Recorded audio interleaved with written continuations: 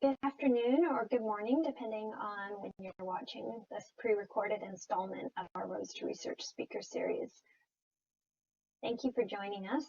On behalf of Royal Roads University's Office of Research Services, I would like to acknowledge that Royal Roads University rests upon the ancestral lands of the Kusapsan and Lekwungen nations. I'm speaking remotely today from the traditional land of Lekwungen. And I invite everyone who's listening to take a moment to think about the land on which you're living and working, and to acknowledge that land and the traditional people of that territory. Thank you so much to our presenters for making the time for their presentation entitled Indigenous Alumni Survey.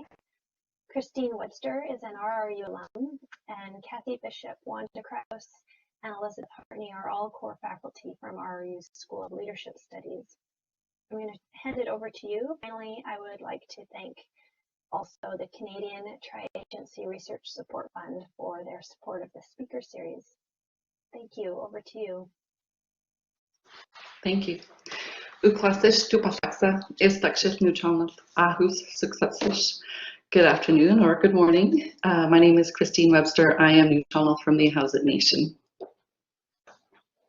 And good morning or good afternoon. I'm Kathy Bishop, and my ancestors immigrated from Scotland, Poland, and Ukraine. I was raised in North Vancouver, and although Vancouver Islands claimed me about 27 years ago, so I do have the privilege to live, work, play on the traditional lands of the Kusapsan and Lekwungen families for the last 5 years. I'm core faculty in the School of Leadership Studies.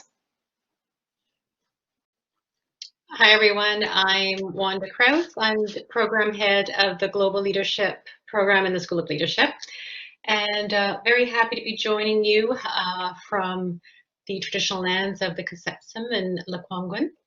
And I've grown up in the Yukon, so that's what I call home, even though I am located here, and have also lived mostly abroad, Europe, and mostly the Middle East. Hi everyone, I'm Elizabeth Hartney. I grew up in the UK. My father's ancestry is from Ireland, third generation living in the UK, and my mother's family come from Canada, specifically. She grew up in the northern part of Vancouver Island, and is of white settler descent. Very pleased to be joining you today, living on the traditional lands of the Kusapsan and Lekwungen peoples.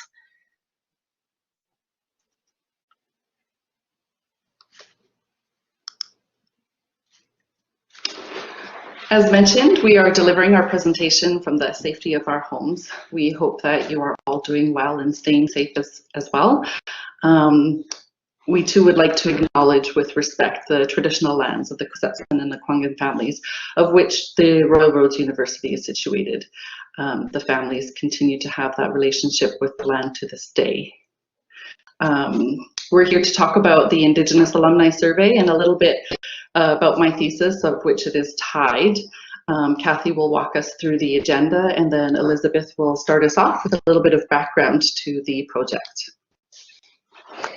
Lovely, yes. So we're definitely delighted to share with you the dual research projects that we engaged in last year. And so today's agenda will be, well, we've done the welcoming introduction, we've done a territory acknowledgement. As Christine said, Elizabeth is going to start us off with background to the project. I'll give a bit more of an overview. Then Christine will step in with a deeper dive into the methodology findings and conclusions. And Wanda will bring it together with the recommendations, and then we will share some stories and end with a call to action. So we invite you to sort of sit back, enjoy, and join us on this journey.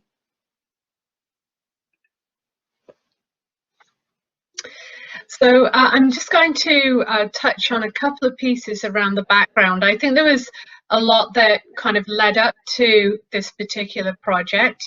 But for me specifically, it emerged from my experiences as a program head on the MA Leadership Health Specialization program, and my teaching experiences of supporting Indigenous students. I have been collaborating on both on research and on student support with Asma Nahai and Juan. And in our conversations, we recognized that often we were focused on supporting students who were having difficulty because they, for whatever reason, were not experiencing cultural safety at Royal Roads University. So whether that was emerging from experiences with other students, or interactions with faculty, or from their experiences of being on campus, or kind of the language that we use, for various reasons these issues will come forward. And part of the shortcoming of informing ourselves in that way is that we didn't really get to hear from the students who hadn't experienced challenges to the point where they were bringing it forward to program head or student services, and we also weren't hearing anything about what we were getting right. So Asma and I had conversations about ways that we might be able to engage the broader community of Indigenous alumni who had been through Royal Roads over the previous 20 years, to hear about, you know, what had fitted well for them, what hadn't fitted well, what they felt that we did, in order to better support all of our Indigenous students, as well as supporting our broader student and faculty community at Royal Roads around the calls to action in the Truth and Reconciliation Commission's report. So, so really there was a lot of background thought and conversation that led up to this. And where it kind of started to be conceived as an idea for a research project was during a one-day school retreat that I took the lead on facilitating within our School of Leadership Studies, focused on Indigenous issues. All of the faculty had experiences with Indigenous students that often had been, you know, bringing forward various areas that we felt needed development. So there was, during the course of that retreat and the cultural safety training that we had, and the conversations we had about how we could move forward as a school, one of several ideas that came out of that discussion was to apply for the Butterdall and Skeen Learning and Teaching Innovations Fund to bring this idea of a survey of the alumni into reality. And I was absolutely delighted to receive support from both Kathy Bishop and Wanda Krause, who bring a variety of different experiences and skills and expertise to this, which obviously they'll speak to when their turn comes around. But we decided to apply for this funding, the three of us. I took the lead on actually conceiving, designing the project and writing that grant application with a view to supporting initiatives that enhance the professional growth of faculty as a whole, enhancing teaching at Royal Roads University, and serving a strategic function in highlighting faculty members' contributions to the success of the university. So they're really the purposes of the Butterdall and Skeen Learning and Teaching Innovation Fund, which provided us with an opportunity then to engage with a student, an Indigenous student, who could take the lead on this. There was a real recognition during the conversations we had at that retreat that as, you know, non-Indigenous faculty, we really didn't have that lived experience, and there are probably, you know, most definitely unconscious biases that we hold that could impede the representation of the views of our alumni. So, you know, what was built into this was an opportunity to, you know, respectfully engage a student who could then use this as the basis for their thesis and could really take the lead on developing this in the way that they believe it should be done. We were absolutely delighted when Christine stepped forward to do that, and I really acknowledge that this whole project wouldn't be what it is without Christine's leadership. And so with that, I'm going to hand it back to my colleagues. Lovely. So this is Kathy Bishop again. And so just to sort of, give you an overview as Elizabeth, shared the background, then I came in and, took the lead in terms of working with Christine and the team in terms of not only taking forward the Indigenous Alumni Survey, but then being faculty academic supervisor for and with Christine. So to start, as Elizabeth identified, there was a real intention to explore and improve the experience of Indigenous students at Royal Roads University. And so for this particular research project, the purpose was to develop a survey tool to evaluate Indigenous cultural safety, supports, and opportunities for learning Indigenous perspectives in our school, and ultimately, to take that on the broader post-secondary education level. And then to report the results of the survey in order to provide valuable feedback about how to develop programs, incorporate the wisdom and insights to better meet the needs of Indigenous students, again, here at Royal Roads and potentially beyond as well. And so with this, as we move forward, there were 6 strong objectives that were identified, and that was to build an accurate understanding of how Indigenous students experience Royal Roads, to identify appropriate language to use in relation to Indigenous issues, to identify strengths in the current programs that we have for Indigenous students, as well as to identify challenges and some of the barriers that students experience around cultural safety and others.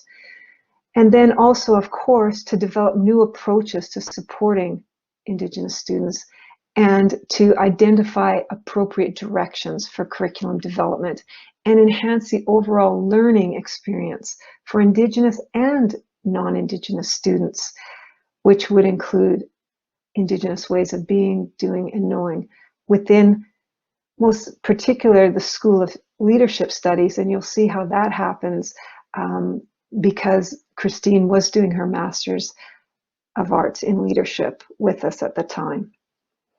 So in terms of, speaking to the overall project development, it started as a standalone project, but it quickly moved into a dual research project. And so when I had drawn up the ethics application, I needed to include both the questions from what we were doing as co-investigators with Christine as a research assistant, although as you can hear, she quickly took the lead and we were able to, work with and support her in that process.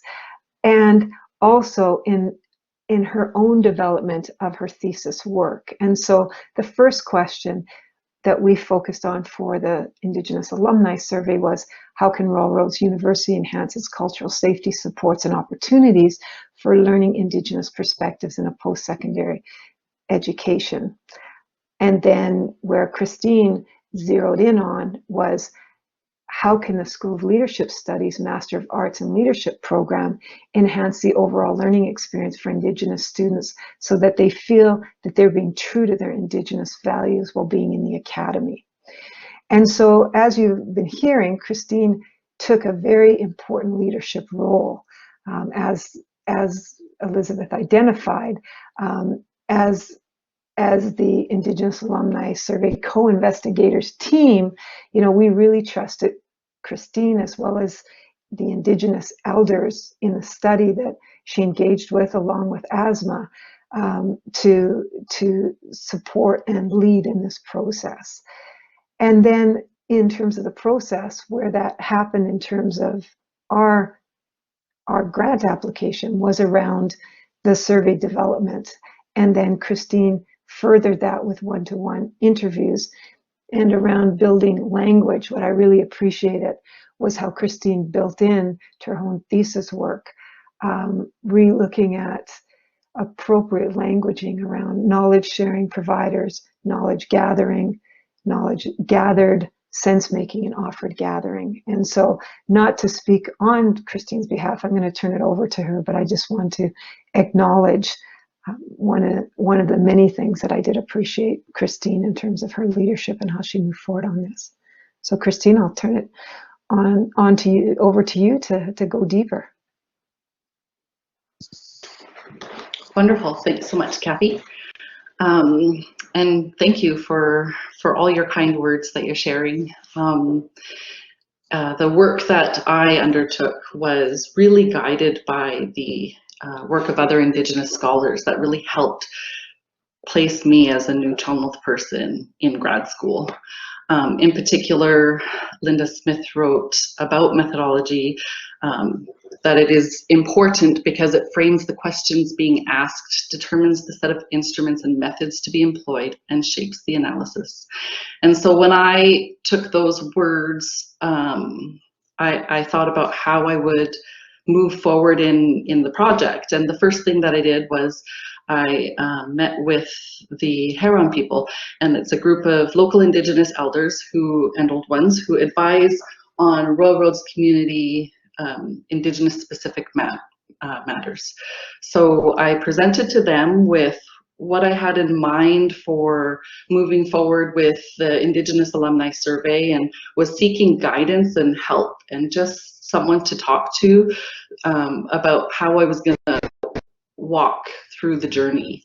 And two offered to, they self-identified to help me with this project. Initially, the Indigenous Alumni Survey didn't sit well with me as a method because it didn't feel true to me as an Indigenous scholar. But when I reflected on how I began this, I just said that the Indigenous scholars really helped ground me in my work. And so when I thought about the intention of the knowledge we were trying to gather, I took the Indigenous Alumni Survey responses as written story from the Indigenous students. And so one thing right off the bat that I kind of got questioned on is like, how does an online survey fit within an Indigenous methodology? And so I just want to be transparent about how I took the Indigenous Alumni Survey responses as written stories from the Indigenous students, alumni, and current. Actually, there was current students that also participated, which I'll speak about in a moment. So when it came to developing the questions, I took a first shot at it. I bounced it off some colleagues that were in my cohort. I brought it to the self-identified, self-selected old ones, and we talked them through. It was a really neat process to actually sit with them and talk through the questions I was asking and why I was asking, and they were storying about what the questions meant to them. So it was a really important piece of the process as far as survey development went. The questions also went to the co-PIs and my partner organization and Indigenous education, student sports, various levels within the university had their eyes on the survey and provided some feedback that was really valuable in moving it forward. We had lots of help within the Royal Roads community, which was so great. Of the survey responses, we had 23 out of the 175 that we sent it out to. But as I mentioned, I also sent it out to current students at the School of Leadership Studies, and I had 6 responses from there. Another method that I used, now this is tying into my thesis work, was that I had one-on-one discussions, also known as interviews, but it just took out the formality by describing it differently. So this was gathered from 7 knowledge providers who responded to the interest that the email that I had sent out. 4 of them were female, 3 of them were male, so it was diverse. There were 5 from within the School of Leadership Studies. 4 of them were alumni and 1 was a current. 2 of the alumni that responded for my one-on-one discussion were from other fields. There were different modes that we had these conversations. 2 of them were in person, 2 of them were video conference, and 3 of them were phone calls. Those were the 3 modes. And then the meetings lasted between 35 minutes and 180 minutes. Definitely can say that the phone calls were the shorter and the in-person meetings were longer. Just that face-to-face relationality of it really impacted the conversation. The reason I share about the one-on-one interviews is that it really helped understand some of those written responses that were gathered in the online survey. Although many of the people that I spoke with had apologized for not participating in the survey. So I knew that some of the information was not repetitive and definitely held value and merit. So then I went on to the sense making, or also known as data analysis. Not quite yet.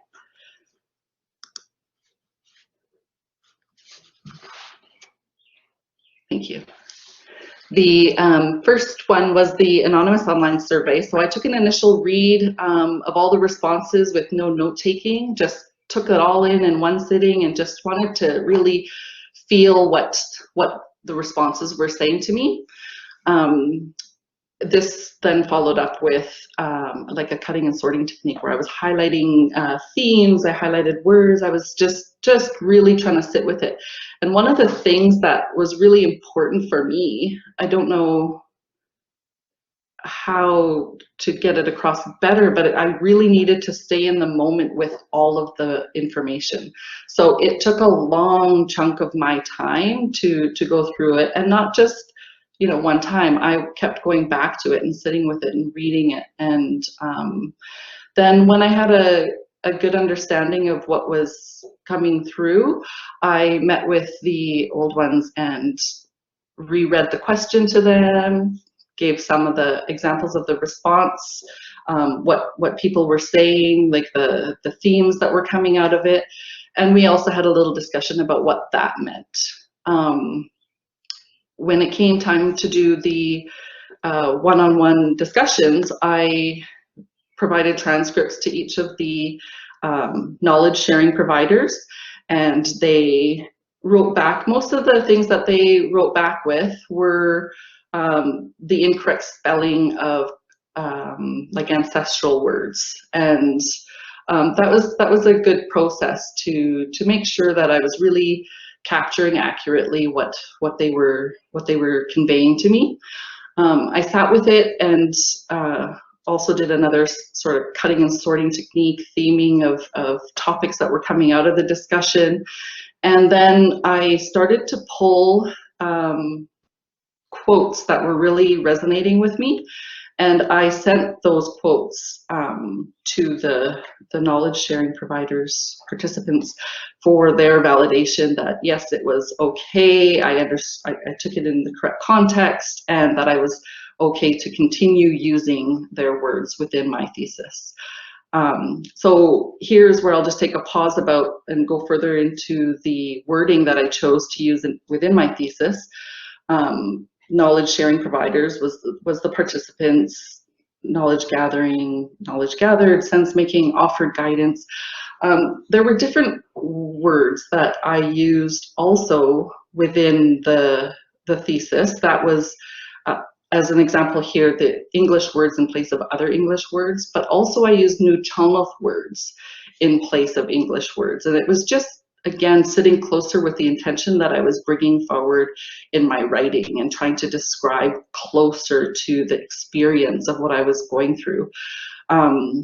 And the offered guidance, just one more note about that was, I used that really particularly because I wanted to make sure that it was taken as a starting point for the organization to consider ways of bringing in some of the recommendations, and that it wasn't just, here's a recommendation, you can do it and then tick it off your list.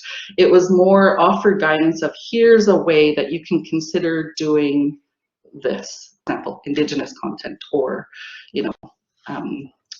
other Indigenous theory and practice within their offerings, the course offerings. So then I'll just move to the next slide here.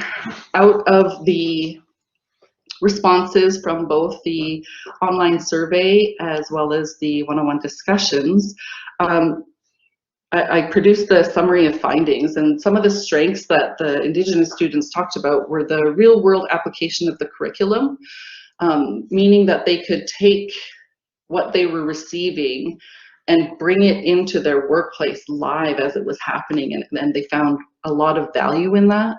The positive relationships that were developed through the cohort model, both instructors and the cohort were mentioned in the Indigenous Alumni survey, as well as the one-on-one discussions. The current endeavors at inclusion of Indigenous reflections. So they valued the welcome, the territorial acknowledgement, the fact that there was an Indigenous service provider on campus.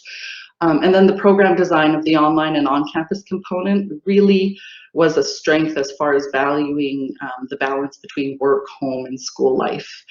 And then the transformational experience, that people were just really impacted with the program, or the program that they were in. Some of the areas that were identified for improvement were greater inclusion at Indigenous content, theory and practice. So although there's a welcome, or although there's a territory acknowledgement, how do you bring in more informed content within each course? And then increased Indigenous community involvement within the delivery of the curriculum. Sometimes it's important to bring in the words of those that you're speaking of. As Elizabeth mentioned earlier, the whole idea of delivering Indigenous content has a higher value when you include the Indigenous community, local Indigenous community. And then another thing was increased support during the on-campus residency component. And for all students, home life is so valued, and it's hard to leave home to come to do the intensives. And so the whole idea of increasing the support is just having, like, the Indigenous education and student support services, having them available. They were available, but having them more available for direct contact. And then appropriate response training of instructors to enhance the relationship between the instructors and the cohort. This is just more about when situations arise, how can the instructors appropriately respond to support Indigenous students. So that was also taken up. I will pass it over. Oh, sorry, I'll go over the summary of conclusions. So what all of that led to was that Indigenous content presented in an informed way, reflected throughout the readings, delivery methods, and conversation, provides the intellectual space for Indigenous students to exchange knowledge in a relevant way. Instructors with knowledge and understanding of Indigenous specific histories are better equipped to foster relationships between instructors and cohort members. This supports the emotional space and the reciprocal relationships.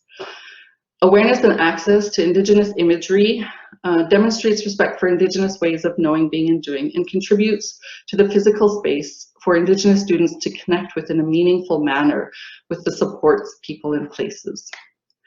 Interweaving space that responds to the intellectual, emotional, and physical needs helps students nurture their own spiritual space.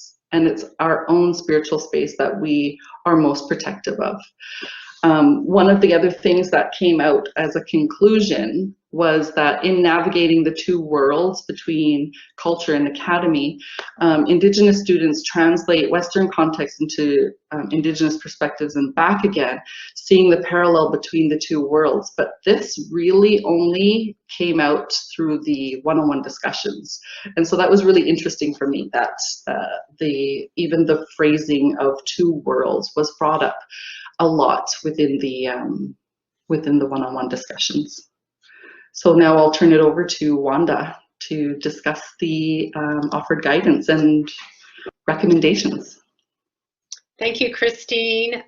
So I'll just remind of a couple of the objectives that were mentioned early on. And these included developing new approaches to supporting Indigenous students and identifying appropriate directions for curriculum development, which also would entail enhancing the overall learning experience for Indigenous and non-Indigenous students.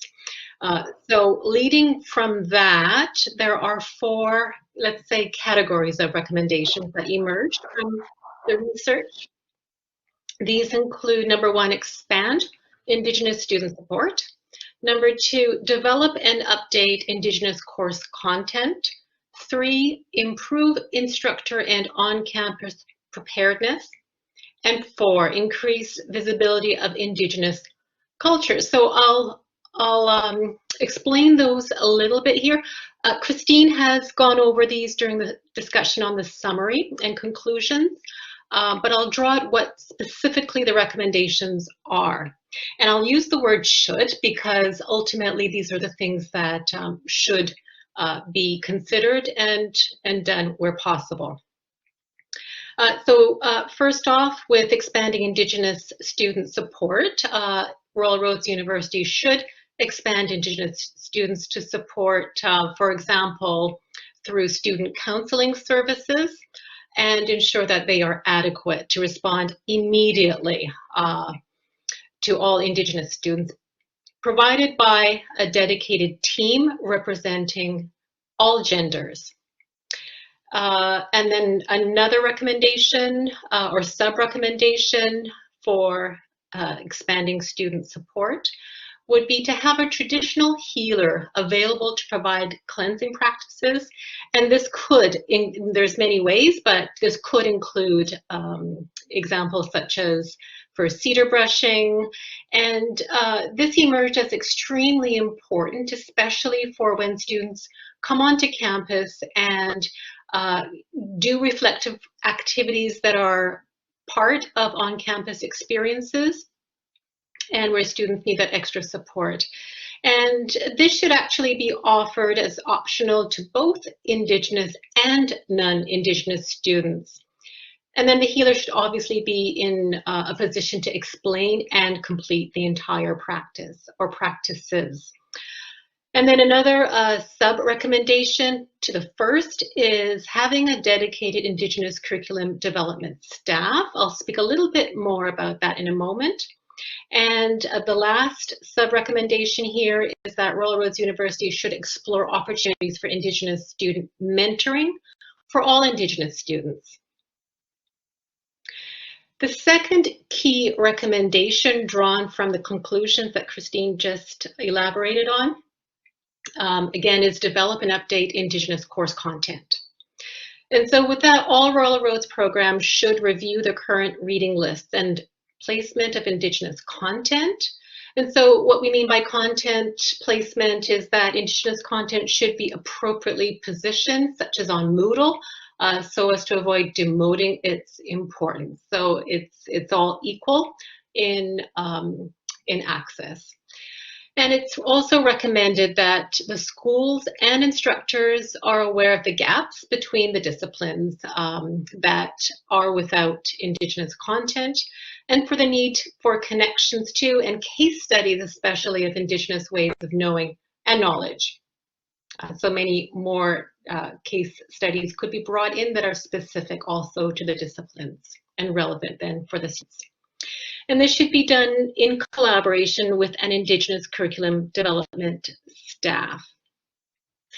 What we recommend as a recommendation here too is having an annual review of course content. So not just putting Indigenous ways of knowing, being, and doing as a one-time exercise, but something that is done consistently and regularly so that the content continues to be relevant and also transformational. And that annual review would also provide an opportunity for faculty and also students to evaluate how the content landed with both Indigenous and non-Indigenous students, so that changes could be made so that the course remains relevant and transformational. The third recommendation, improving instructor and on-campus preparedness. At a minimum, Royal Roads University should require all instructors to have cultural safety training related to Indigenous peoples. And this is actually already available at SANYA's, and the website for that is http://2x, and then that's www.sanyasca. And Royal Roads should request elder in residence services to be available during all on-campus residencies as another support, in addition to the one I mentioned earlier, for students when they're on campus. And we've actually begun that in the School of Leadership, where we did have someone available, and it's very early to report back what that experience was, but informally, we've had wonderful feedback around how critical the support has been. And lastly, number 4, increased visibility of Indigenous culture. This is quite a significant finding, and also then therefore recommendation, as this came up quite often. And Royal Roads University should then create, or co-create rather, a walk of the lands with and by the local Indigenous community to story land usage, pre-colonial knowledge, in order to balance the castle tour that we currently offer. And so what was reported with that during the data collection phase was that Indigenous students felt upon arrival that there was a stark contrast between the different structures, the physical representation of the colonial structures, and also a gap between the land acknowledgement and these structures themselves. And so offering alternative ways to viewing the land may level the information of the land. Another sub-recommendation here is that Royal Roads University should display Indigenous art pieces, and that can be throughout the campus. And that could include sculptures, paintings, murals, and the like. And with that, the university could find creative ways to include Indigenous art pieces through students, for example, or perhaps the university could work with local art galleries to negotiate a loan of local Indigenous art pieces, and these could be displayed for a time throughout campus. And lastly, as a sub-recommendation here, for culture, the communications department should regularly feature Indigenous student successes.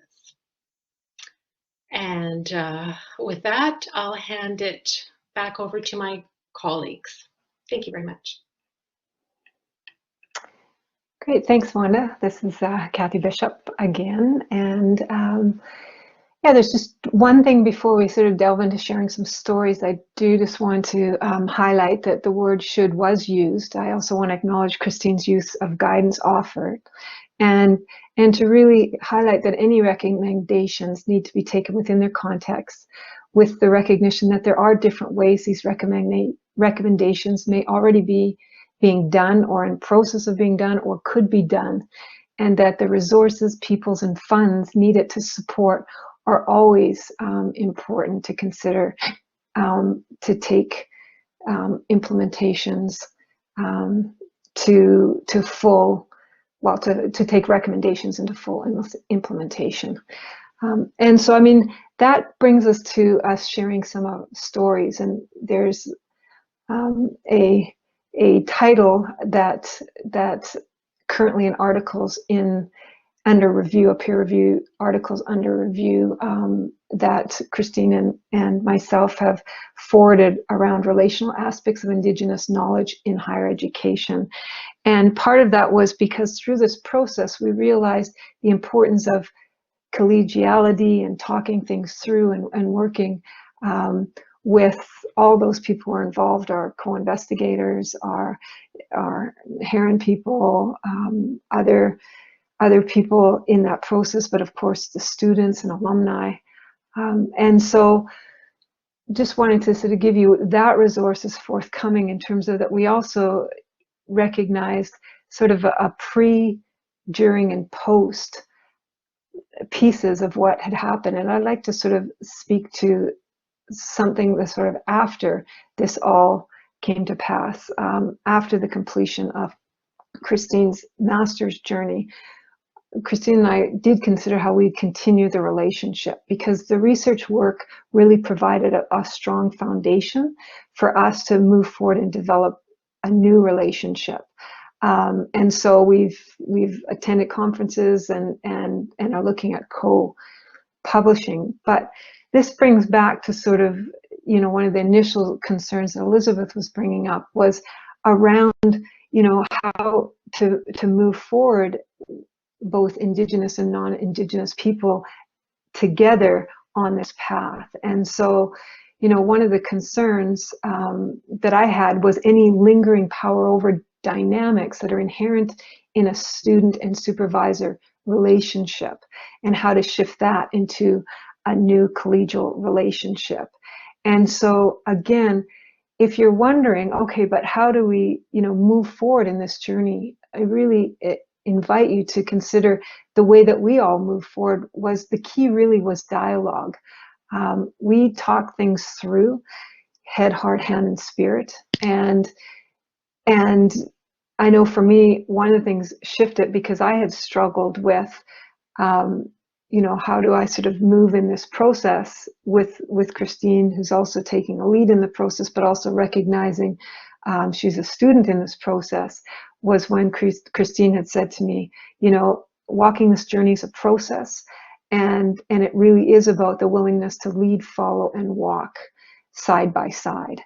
And so I think that's, if as people we can get to a point where we trust each other and that things will get done in the right way and the right time, then we can show up as our authentic selves. And when things get tricky, or we stumble, or we make some mistakes, then we can actually come forward and have honest conversations about that. So that was sort of the ending of sort of after the research, but it started even in the beginning. And this is where I was speaking earlier to the ethics application, that one of the concerns raised by you know, Royal Road's Office of Research Services was the question of intellectual property. Who owned the data? And, you know, after various meetings with Christine and Elizabeth and Wanda and members of research services, the question of intellectual property was resolved by recognizing that the Indigenous Alumni Survey data belonged to the Indigenous Alumni Survey research team, hence why you saw that opening research questions were identified, and then any data collected beyond that belonged to Christine. So you can see how we were seeking to navigate that process, and recognizing that, you know, as an academic supervisor, I was quite, you know, cognizant of my power over role, and not wanting to, you know, as Pete talks about, unfairly burdening our Indigenous students to show us the way too, that it is the onus is on us to also step up and learn from Indigenous colleagues and other services and other people in the process as we move forward to support and forward raising consciousness of Indigenous ways of knowing, doing, and being. And the only other thing that I'd like to add in here, just to offer up around during the process, was again, the dialogue was really, rooted in aligning our values too. And so that how we dialogue came in many different ways: email, phone, video conferencing, in person.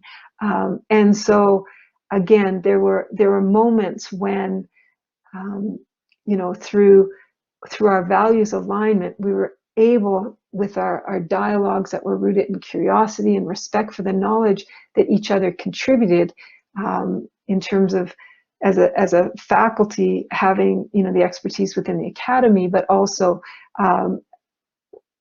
Christine's expertise within the community, that we could then move and flow with those sort of pieces.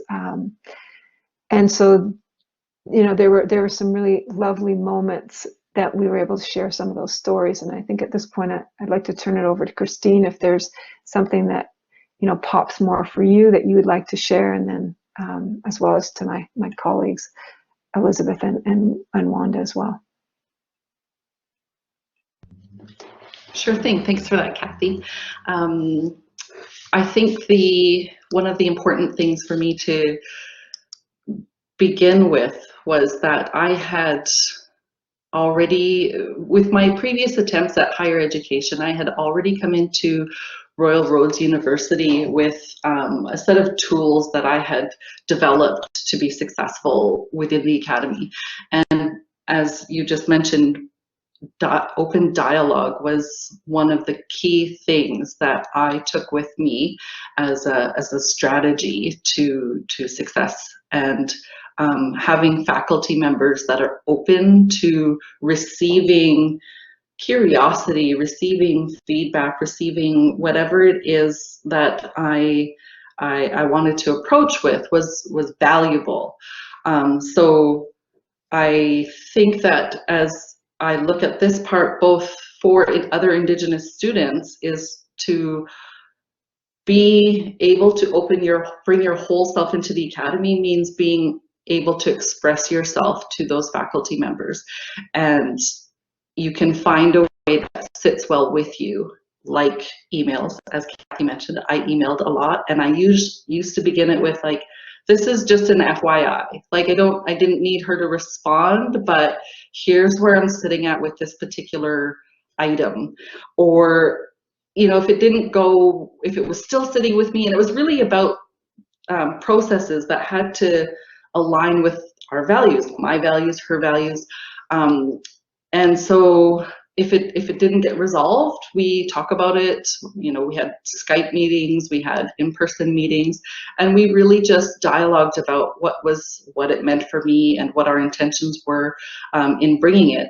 And it was such a great thing to be able to journey with open faculty member. And it just, how you receive the information, you might not need to do anything with it, but taking it and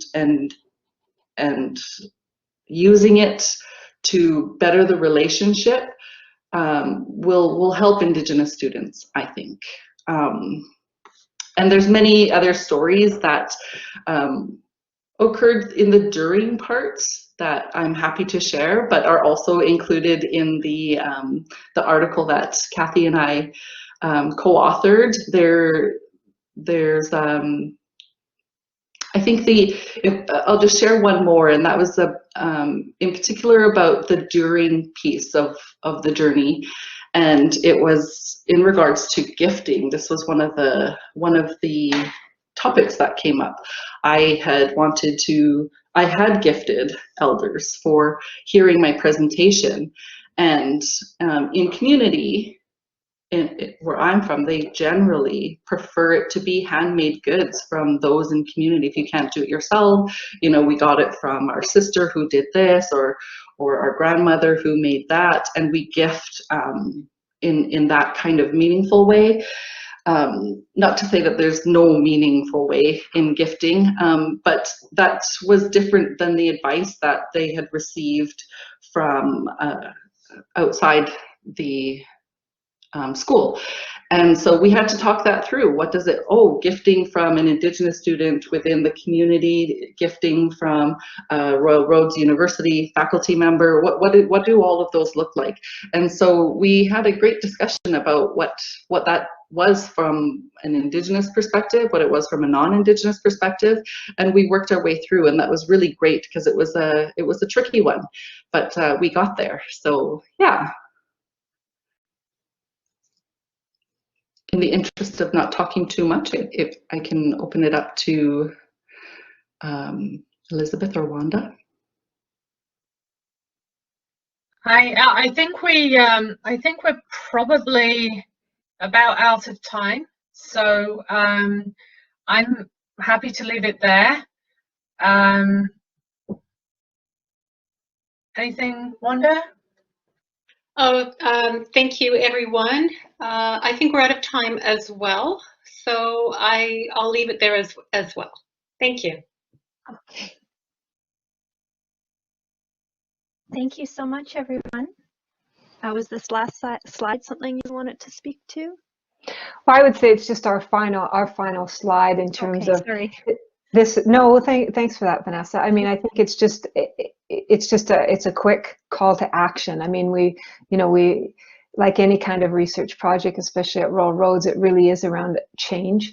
And so we really do invite people to sort of, seek out their answers to this question. How can I and we enhance the overall learning experience at RRU for Indigenous and non-Indigenous students, including Indigenous ways of being, doing, and knowing, and let you know that there is a final report where any of us would be happy to have further conversations if you have any, questions or comments or want to engage. Any one of us would be happy for people to reach out, and just again, thank you for all that you're already doing and for your interest for being on the call today. Okay, thank you so much, Christine, Kathy, Elizabeth, and Wanda. That was wonderful, and I know I won't be alone in thinking that it's given me a lot to think about in terms of organizational change, in terms of Indigenous culture and support, and also of methodology and methods and processes. So thank you, and thank you for offering to for people to get in touch. I can offer our research services email if that works. It's researchservices@royalroads.ca, and I'd be happy to put you in touch with the presenters